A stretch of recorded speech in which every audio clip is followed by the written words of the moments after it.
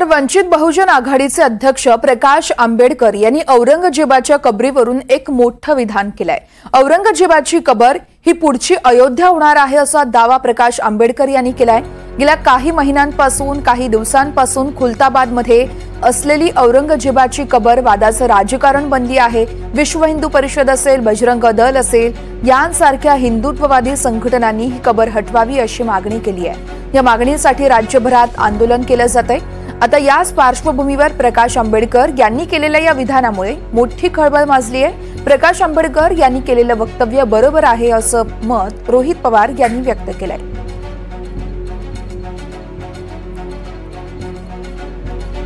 तर औरंगजेबची मजर ही राज्याच्या बाहेरचे लोक एक नॅशनल इश्यू करू पाहत आहेत।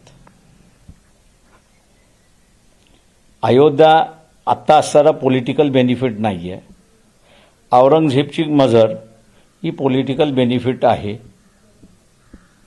त्याच्यामुळे ही दुसरा अयोध्या होण्याची पॉसिबिलिटी आहे आणि जोपर्यंत लोकसभेच्या निवडणुका होत नाही तोपर्यंत महाराष्ट्र पेटत ठेवणं हा त्याच्यातला कारभार राहणार। ही तर विजडम राजकारणापेक्षा सामान्य महाराष्ट्रीयन माणसाचं, मी इंडियन आता म्हणणार नाही, सामान्य महाराष्ट्रीयन माणसाचं आहे की त्याला शांतता पाहिजे, की त्याला दंगल पाहिजे, त्याला शांतता पाहिजे की स्वतःच्या घराला आग लागली पाहिजे, हे त्याला डिसाइड करायचं आहे। प्रकाश आंबेडकर साहेब त्या ठिकाणी जे बोलत आहेत ते खरं आहे की हे वातावरण जे आज गरम केलं जातंय ते काय महाराष्ट्राच्या देशाच्या हितासाठी नाही आणि छत्रपती शिवाजी महाराजांच्या विचारासाठी नाही।